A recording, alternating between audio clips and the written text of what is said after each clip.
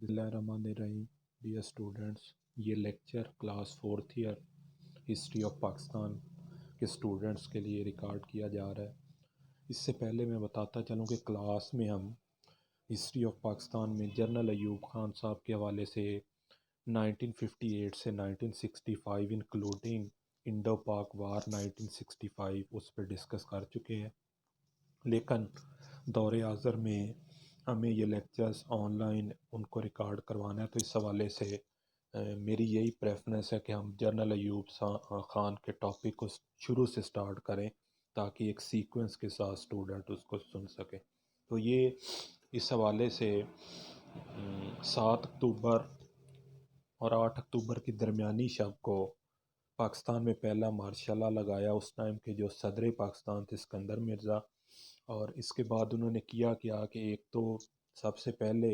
جو ایک اتنی تاخیر کے بعد 56 کا آئین بنا تھا اس کو منسوخ کر دیا گیا، اور اس کے ساتھ ساتھ قومی اور صوبائی اسمبلیز ان کو توڑ دیا گیا،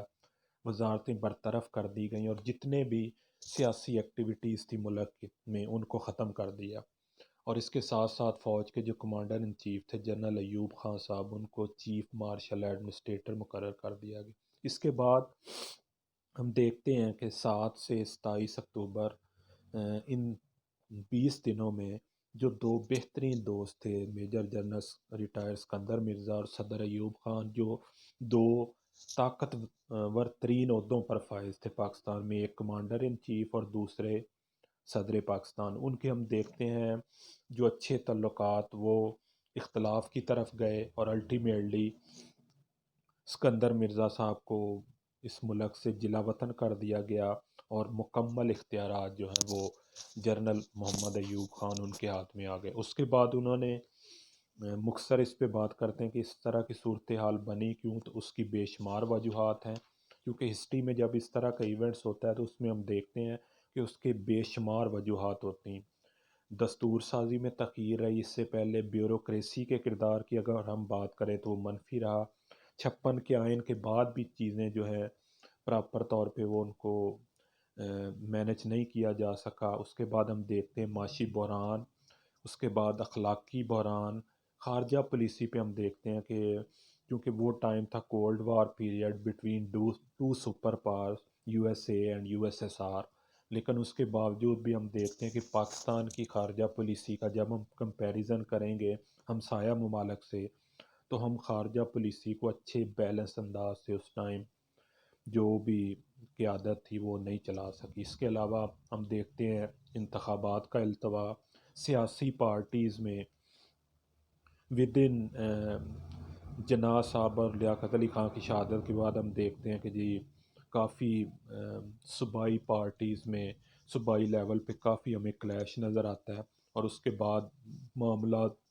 جو کہ توں خراب ہوتے رہے، اور ایک اہم چیز ہے کہ جب جنرل ایوب صاحب کمانڈر ان چیف بنے 1951،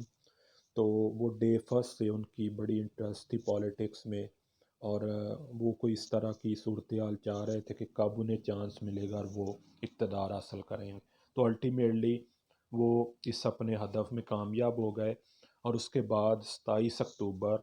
1958 کے بعد مکمل اختیارات ان کے ہاتھ میں آ گئے۔ اس کے بعد انہوں نے جو بھی اصلاحات کی ان کو ہم ڈفرینٹ پارٹس میں ڈسکس کرنے کی کوشش کریں گے۔ آج ہم کوشش کرتے ہیں کہ ابتدائی طور پہ جو انہوں نے جو بھی اس حوالے سے اقدامات کیے، تو اس میں سے سب سے پہلے جو انہوں نے اقدام کیا اس میں لا اینڈ آرڈر میں بہتری کے حوالے سے انہوں نے کچھ پیش رفت کی، اور اس کے ساتھ ساتھ دو اہم چیزیں جس میں زرعی اصلاحات اور تعلیمی اصلاحات کے لیے کمیشنز بنائے، اور انہیں ٹاسک دیا کہ وہ جلد از جلد جو ہے اپنا پرپوزل اس کو ڈرافٹ کریں، اور اس کے ساتھ ساتھ ہی ایک اہم چیز جس کو ہم B D system, basic democracy system کہتے ہیں، وہ انہوں نے انٹروڈیوس کروایا 1951 میں، جس کو بنیادی جمہوریتوں کا نظام کہا جاتا ہے، جس کے مطابق پاکستان کے دونوں ونگز ایسٹ پاکستان اور ویسٹ پاکستان میں ایکول بیسس پہ 40 ہزار اراکین کا انتخاب کیا گیا، اور ان کو جب ہم ٹوٹل کریں گے تو وہ 80,000 ہو جائے۔ اس کے ساتھ 1960s میں ہم دیکھتے ہیں کہ ایک سنتاس معاہدہ ہوا، सिंतास माहदे में ये है कि 3 मशरकी दरिया सतलुज, ब्यास और रावी